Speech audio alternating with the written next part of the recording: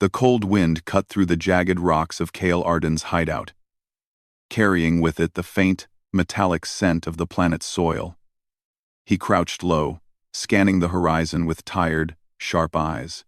The world he had chosen for exile was unforgiving, but it had the one thing he craved above all: silence. Silence meant no questions, no orders, no memories of what he had lost. Once, Kale had been a soldier, a respected officer in the interstellar fleet. He had led countless missions, but his last assignment had ended in disaster. An entire unit, trained and loyal, wiped out in an ambush he hadn't foreseen. The Interstellar Council had called it failure, and Kale had called it betrayal. No ceremony, no honors. Just whispers of blame. So, he had vanished to the edge of colonized space, to a planet humans rarely visited, and lived among shadows. His small camp was simple: a rough shelter made from scraps of metal, a fire pit that struggled against the wind, and supplies scavenged from ancient ruins scattered across the rocky plains. Days passed slowly, filled with hunting small animals and repairing his old equipment. Nights were colder, and Kale often sat by the fire, staring into the stars, wondering if anyone would ever need him again. Kale preferred the silence. But silence was about to break.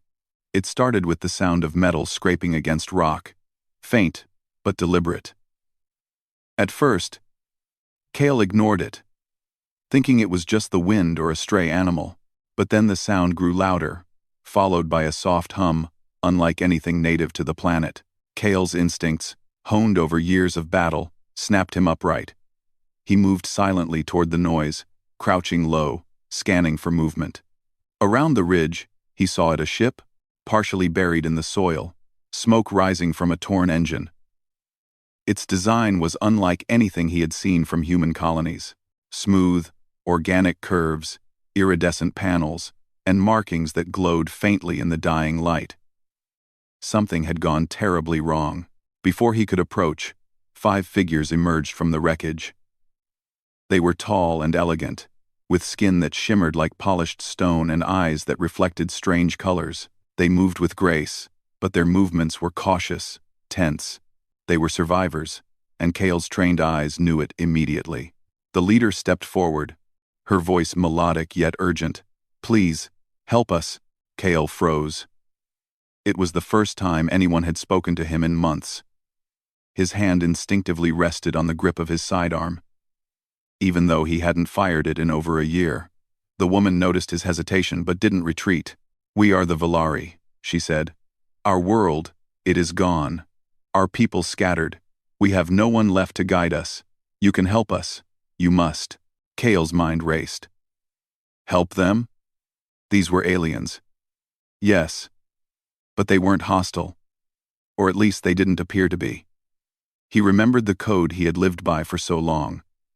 Survive, avoid attachments, trust no one. And yet, something in their eyes stirred something he had buried deep inside. A need to fight. To protect.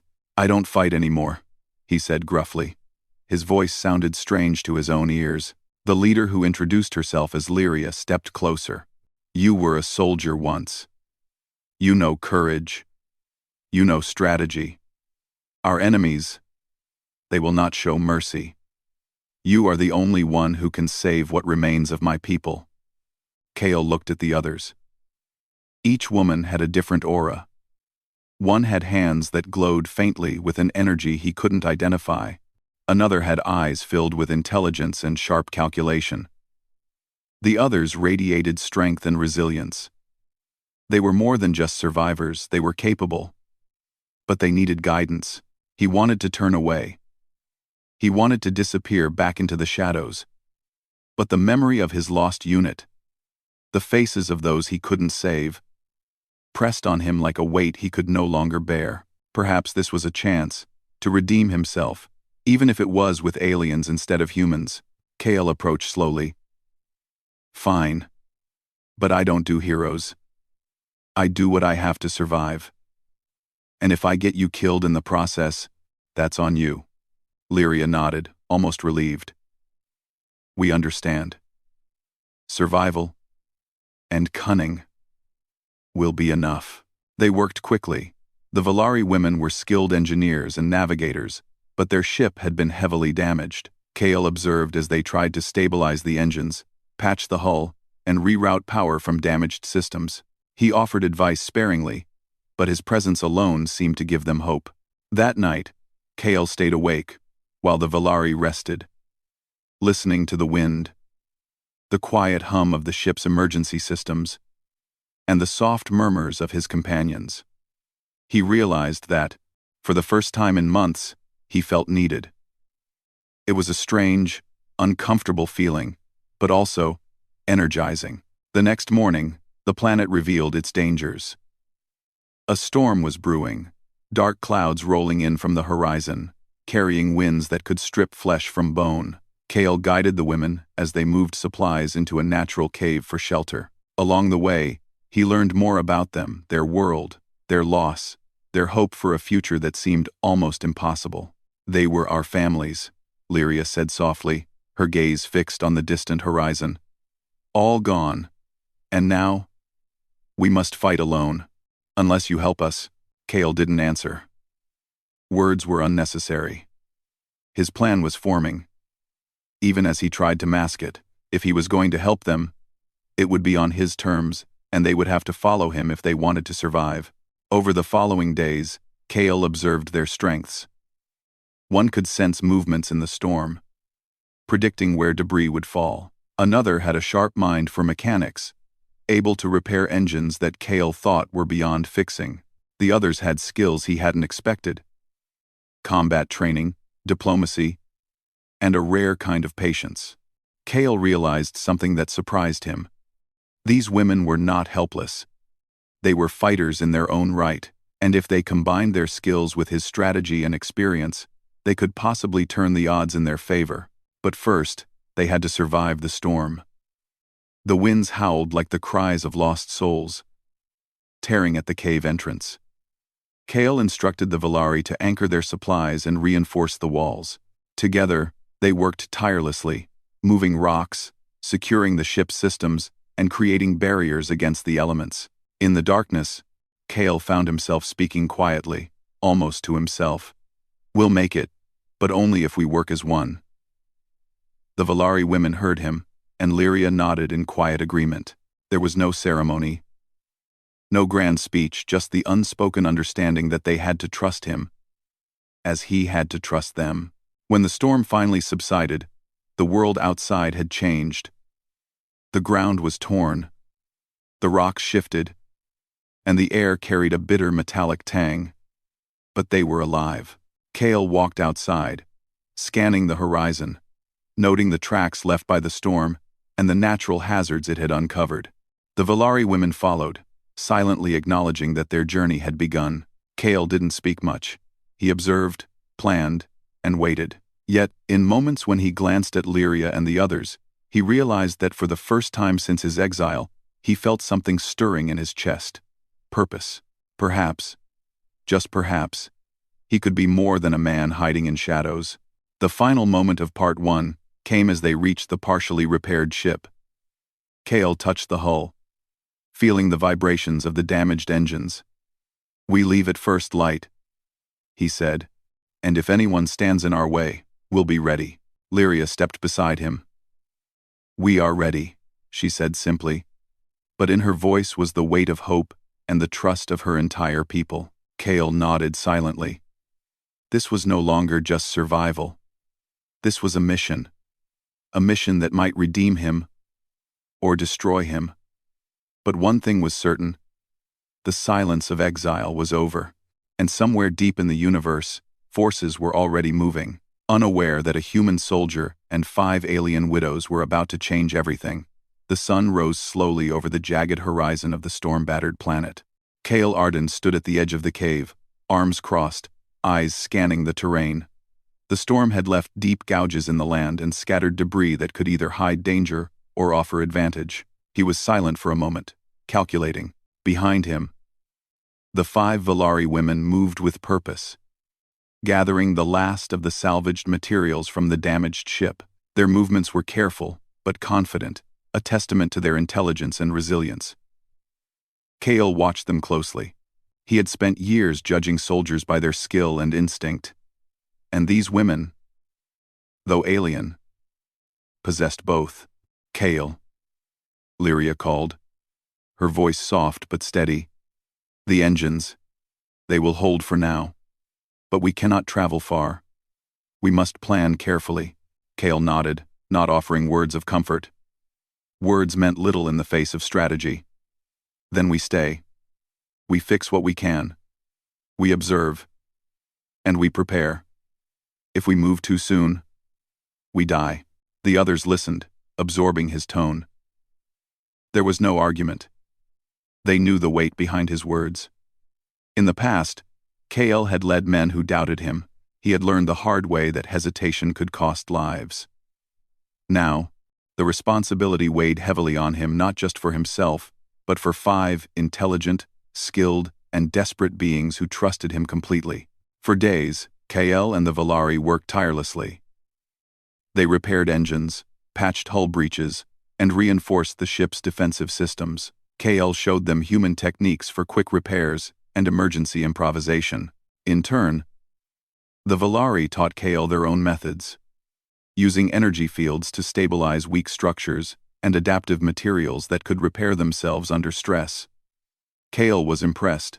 Their technology was unlike anything human engineers had developed. One evening, after hours of labor, Kale stepped outside the cave. The twin moons were rising, casting silver light across the rocky terrain. He breathed deeply, tasting the cool, dry air. For the first time since arriving on this planet, he allowed himself to think beyond survival. Lyria approached, her steps quiet on the rocky ground. "You are different from any human I have known," she said. "You carry pain, yes, but also strength and patience. That is rare." Kale didn't respond immediately. Praise was not something he welcomed easily. "I do not lead by words," he said finally. "I lead by action. If you follow, you live. If you hesitate, you die." Simple, Lyria smiled faintly. "And yet, even in simplicity, you inspire." Kale looked away, scanning the horizon. Inspiration had never been his goal. Survival had. Strategy had. But perhaps inspiration was a side effect of competence and courage. The calm of that night did not last. By dawn, the first signs of approaching danger appeared. Scout drones, small but fast, hovered over the horizon. The coalition forces that had destroyed the Valari homeworld were searching, methodical, and merciless. Kale noted their formation and predicted their movements. "Drones," he said quietly, pointing. "They are here to find us. And if we stay, they will find us." Lyria stepped closer. "Then we leave?" Kale shook his head. "No. We set a trap. We will not run blindly. These women have skills. And together, we can use the land and the storm debris to our advantage.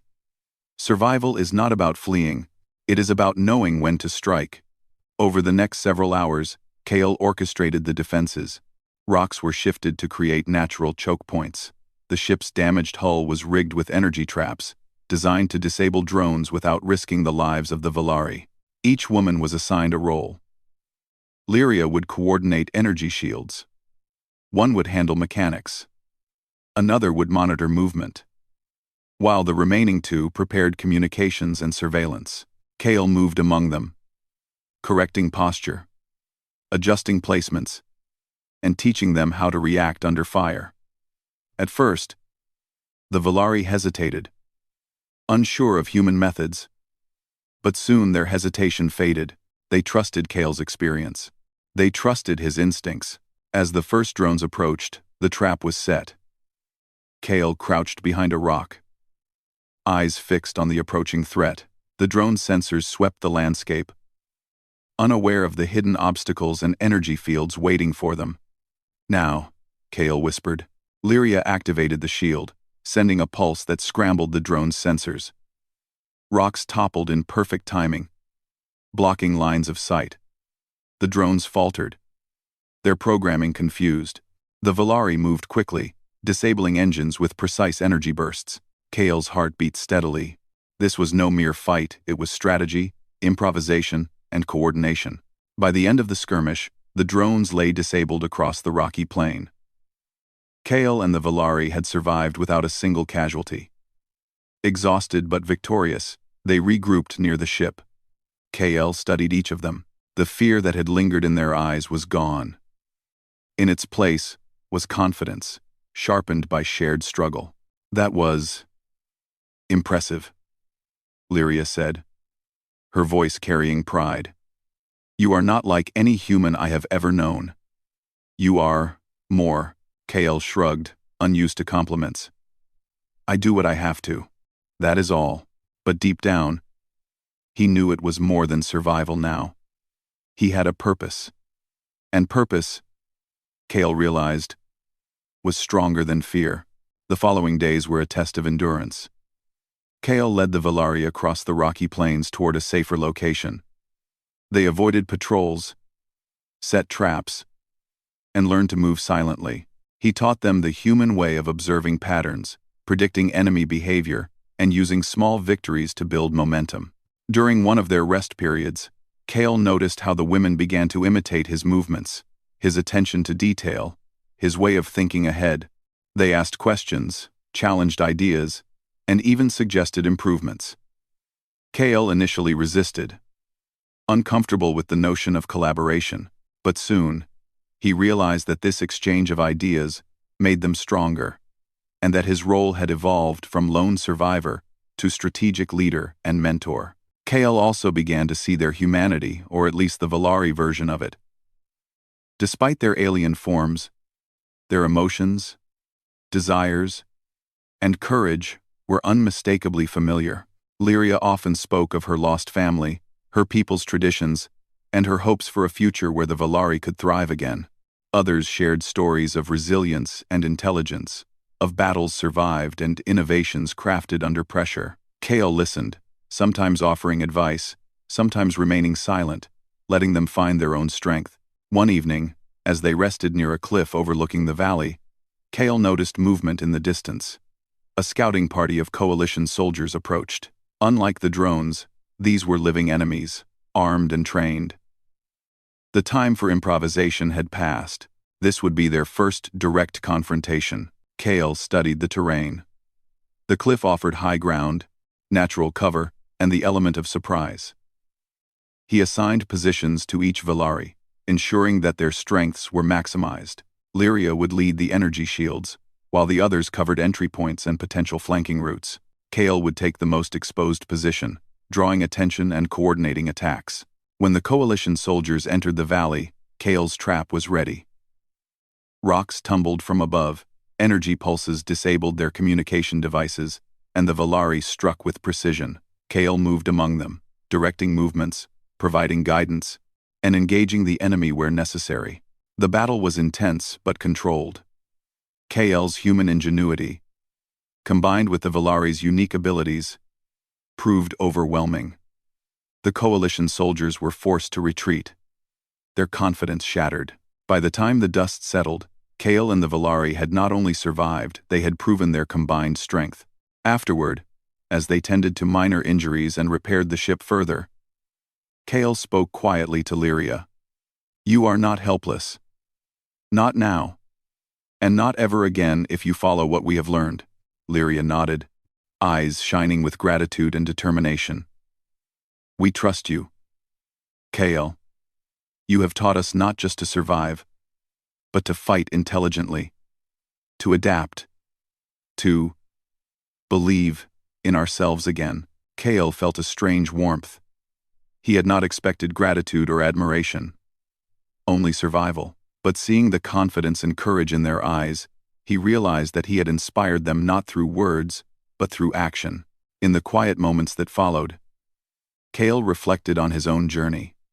He had once hidden from the world, drowning in shame and guilt over the lives he had failed to protect. Now, he had a purpose. He was no longer alone. And for the first time, he understood that human courage and ingenuity could not only survive, it could lead and inspire across species. The journey ahead would not be easy. The coalition forces were still out there, stronger and more numerous. But Kale, for the first time in years, felt ready. Not just to fight, but to win. As night fell, Kale looked at the Valari women, their faces lit by the soft glow of the ship's repaired systems. "Tomorrow," he said quietly, "we move farther. We learn more. And we prepare for what is coming. Together," Lyria smiled faintly. "Together," she echoed. And with that, Kyle allowed himself a rare moment of hope. The silence of exile was gone. In its place was purpose, action, and the fire of trust forged in struggle. The stars above seemed brighter that night, as if the universe itself had noticed that a human soldier and 5 alien widows were no longer hiding, they were ready to shape the future. The horizon burned with the red glow of approaching ships. Kale Arden stood on a rocky ridge, scanning the massive fleet of the coalition. Their numbers were staggering, far beyond anything he and the Valari had faced before. Yet he felt no fear. Only focus. Every plan, every training session, every small victory up to this moment had led here. The 5 Valari women stood beside him, each one ready. Lyria, the leader, radiated calm strength. The others, Amira, Sayla, Vela, and Rin, checked equipment, reviewed defensive positions, and shared a silent understanding with KL. This was no longer about survival alone. This was about defending hope, defending life, defending a future. Kale's mind worked like clockwork. He divided the rocky terrain into zones, assigning each Valari woman specific tasks. Lyria would lead the energy shields, using her telepathic link to anticipate enemy movements. Amira and Sayla would handle traps and mechanical surprises, turning the terrain itself into a weapon. Vela and Rin would cover flanks, striking at the enemy when they least expected it. Kale himself would take the front, coordinating attacks and acting as the bait to lure the enemy into prepared zones. "Remember," Kale said quietly, "this is not just a fight. It's a lesson in strategy.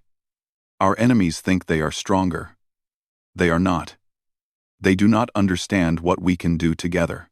Stick to your positions, watch each other's backs, adapt, survive." The Valari women nodded, their faces resolute. There was no hesitation, no fear, just determination. KL felt a surge of pride. He had helped forge this team, and they had risen to meet him. The first wave of enemy ships entered the valley. They were sleek, deadly, and well-armed. Kale signaled, and the battle began. Rocks and debris were released from the cliffs, smashing the enemy hulls. Energy pulses scrambled sensors, sending the ships into disarray. The Valari women moved like a single organism, their actions coordinated, precise, and effective. KL darted between positions, directing fire, adjusting traps, and inspiring the Valari with every move. A coalition commander shouted orders, trying to regain control. But Kale anticipated their strategy. He had studied the enemy patterns, predicted their movements, and set traps accordingly. One by one, the enemy ships were disabled, caught in energy fields, or pinned by falling rocks. The Valari's skills amplified Kale's strategy, turning a small, seemingly vulnerable team into a force the coalition could not predict. Amira's mechanical traps were devastating. Small devices hidden among the rocks exploded in bursts of electromagnetic energy, disabling drones and minor ships. Sayla's adjustments to the terrain funneled larger ships into narrow corridors, where the Valari shields could block them and force them to stall. Vela and Rin struck swiftly at exposed flanks, cutting off reinforcements before they could regroup. Kale moved like a shadow, observing every detail. He noted where the enemy faltered, predicted where they would strike next, and adjusted positions accordingly. Every action was deliberate. Every move counted. It was not just battle, it was human ingenuity in motion, fused with alien skill and precision. Despite their initial success, The enemy adapted quickly. Larger ships moved around the traps, and reinforcements pressed forward. Kale realized this would be a test of endurance as well as strategy. One wrong move, and they could be overwhelmed. He signaled Lyria. "We need a diversion. Draw them away from the main path. Use everything we've set up." Lyria nodded. Through a wave of energy, she created a shimmering shield that seemed to bend light itself. Enemy sensors faltered, mistaking the shield for a weak point. Kyle and the others used this confusion to strike unexpectedly, disabling key ships and forcing the enemy into chaotic formations. Hours passed like this, a relentless dance of attack and counterattack. Kale's commands were steady, measured, and inspiring. The Valari women followed without question, trusting his instincts and judgment. Slowly but surely, the tide of battle shifted. The coalition forces, despite their numbers and firepower, began to falter. They had not anticipated a combination of human strategy and alien ingenuity. Then, the commander of the coalition fleet deployed his ultimate weapon, a massive warship bristling with energy cannons and reinforced armor. It was a threat far greater than any before. Kale studied it, analyzing weak points, calculating angles, and anticipating movement. He realized this would require absolute coordination and timing. "Positions!" Kale shouted. "Now or never!" The Valari women moved into place. Lyria focused the energy shields, diverting cannon fire and creating openings. Amira and Sayla detonated carefully, placed traps, crippling the warship's engines. Vela and Rin struck at vulnerable points with precise strikes, targeting areas that Kale had identified as critical. Kale led the final assault, drawing fire away from the Valari and exploiting openings in the enemy defenses. His movements were calculated, fearless, and decisively human. He leveraged every skill, every tactic, every ounce of experience he had gained over years of battle. In a final, coordinated strike, the warship was disabled. Energy circuits overloaded, engines failed, and the ship crashed into the rocky terrain below. The remaining enemy ships, seeing their command destroyed, retreated in confusion. The valley was silent, save for the crackling of damaged energy shields and the wind sweeping across the rocks. Kale surveyed the battlefield. The Valari women stood beside him, breathing heavily but unbroken. No one was seriously injured. They had survived against impossible odds. Kale allowed himself a rare smile. "You did well," he said quietly. "All of you. Not just surviving. You fought. You adapted. You won. That is strength." Lyria stepped forward, her eyes shining. "We could not have done this without you, Kale. You did more than fight. You taught us. You led us. You gave us hope." Kale shook his head. "Hope is yours. I only reminded you that you had it all along." But deep down, he knew it was more than that. He had found a purpose beyond himself. A reason to fight. To lead. To inspire. For the first time in years, Kale felt whole. He had redeemed himself not just in his own eyes, but in the eyes of beings who had once been on the brink of extinction. The days after the battle were filled with repair and preparation. Kyle and the Valari salvaged technology from the disabled enemy ships, improving their own systems. They strengthened the ship, reinforced their defenses, and trained relentlessly. Kale taught the Valari how to combine strategy with instinct, how to anticipate and adapt, and how to trust not only him, but each other. During these moments, Kale observed the women more closely.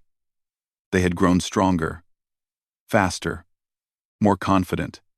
They shared stories of loss and resilience, laughter and hope. Kale listened and learned, understanding that leadership was not just about giving orders. It was about inspiring trust, fostering unity, and helping others discover their own potential. One evening, as they watched the sun set over the horizon, Lyria approached Kale. "The future is uncertain," she said softly. "But we have survived. We have learned. And now, we can rebuild." Kale nodded. "Yes, We rebuild. But we do more than survive.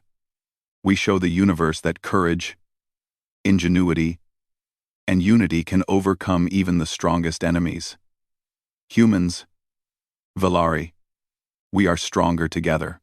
The Valari women smiled, understanding the truth in his words. For them, Kale was not just a soldier. He was a leader, a teacher, and a symbol of hope. And for Kale, the Valari were no longer just companions, they were a family forged in fire, loyalty, and shared purpose. The coalition may have underestimated them. They may have thought the Valari and a single human soldier were weak, insignificant. But now, Kale and the Valari had proven that strength was more than numbers, more than weapons. It was courage, intelligence, and heart. As night fell, Kale stood on the ridge, looking at the stars. He remembered the long months of exile, the silence he had sought, the shadows he had hidden in, and he realized that exile had not been the end. It had been preparation for a moment like this. A moment where he could rise, lead, and inspire. The Valari ship hummed quietly behind him, its engines repaired and upgraded. The women worked together, preparing for the journey ahead, for new challenges, and for a future that they would shape together. Kale smiled faintly. For the first time in years, he felt hope without fear, purpose without doubt.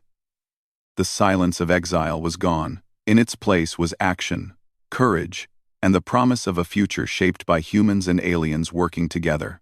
And somewhere, across the stars, forces that thought themselves invincible were already taking note. A human soldier and 5 alien widows had not just survived, they had changed the game. Kyle looked at Lyria, and she nodded. Together, they had faced the impossible. Together, they would face whatever came next.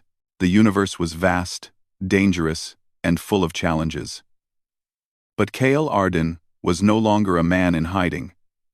He was a leader, a fighter, a symbol, and alongside the Valari women, he would continue to prove that human ingenuity, courage, and heart could shine across the stars. The journey was far from over, but Kale knew this. As long as they stood together, no enemy could break them. Humanity and its allies would endure. Humanity and its allies would prevail, and for Kyle, that was enough.